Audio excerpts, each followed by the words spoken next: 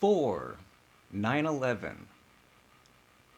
Turn on the TV, we're going to war, is how I learned about the September 11th, 2001 terrorist attacks. I was sleeping and a friend called me on the phone. I was mad. This person had no idea what they were talking about. We're not going to war, you crazy person. I got up and turned on the TV in my room. Sure enough, there was a plane-sized hole in one of the World Trade Centers. Oh my God, the people on the TV were saying something. I'm in shock and disbelief. Is this really happening? What is going on? This has to be a joke. This cannot be. And I see a plane slam into another Trade Center tower. It's real. This is happening. I just saw all those people die.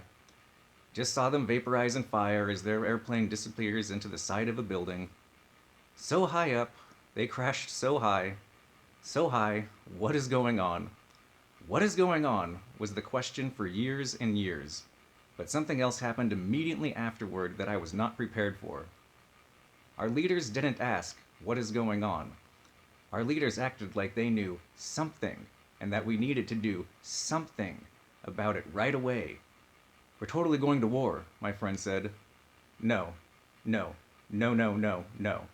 We need to figure out what's going on, who did this, why they did this. We need to talk to people. We need to talk to everyone, I can remember saying, maybe not verbatim. We're going to war, my friend said again. Stop saying that! Oh my God! And she laughed, and she was right.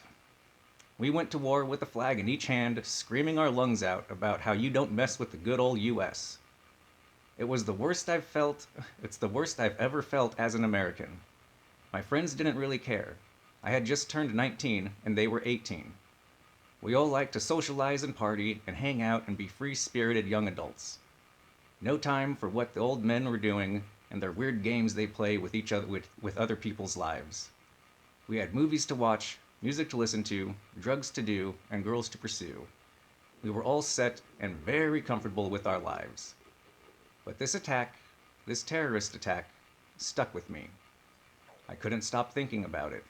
I couldn't forget it, and I couldn't let it go. Why? Why is this happening? From what I could tell, at 19 years old, no one was asking that.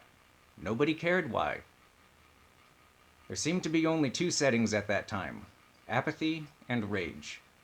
We either didn't care that it happened because it didn't affect us in any direct way immediately, or we wanted to get revenge and kill them as bad as they killed us.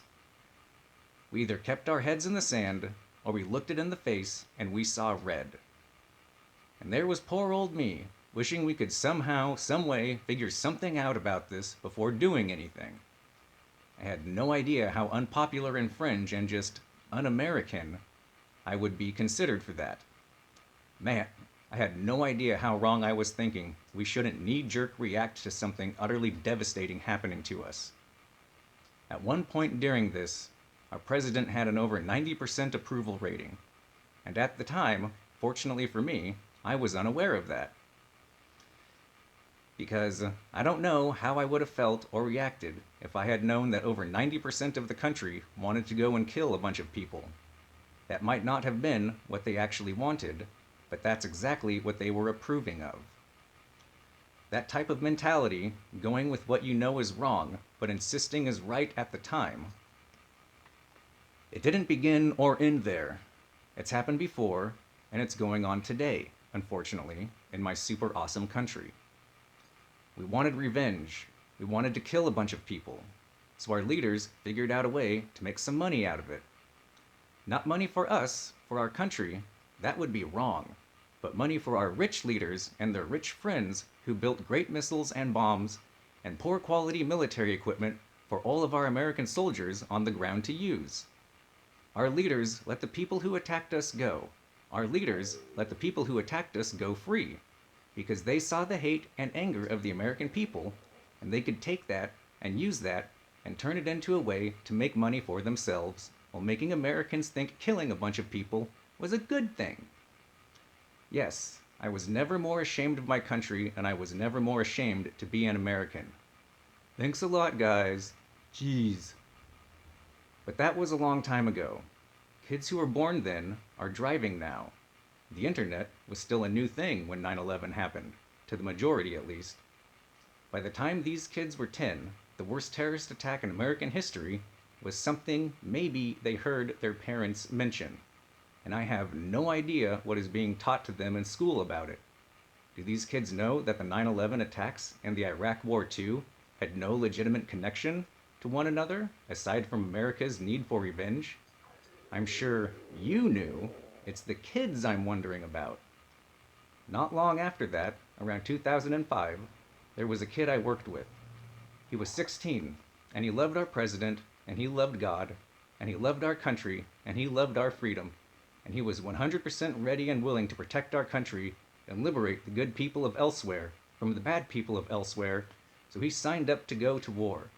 He wasn't signing up to go and attack anyone, he was signing up for great reasons. A couple years later, I think it was 2007, I learned through MySpace that the troop transport he was in, well, something happened. A tread came off from an IED maybe. Control of the vehicle was lost and it went over a cliff. Everyone inside died. Except for my friend. He had his face peeled off. But he survived and he recovered. I messaged him after I found out, after he got back home. I had moved away at that point, and I have not actually seen him since. But I told him I was happy that he was alive. I hope I told him I was thankful too, because I am.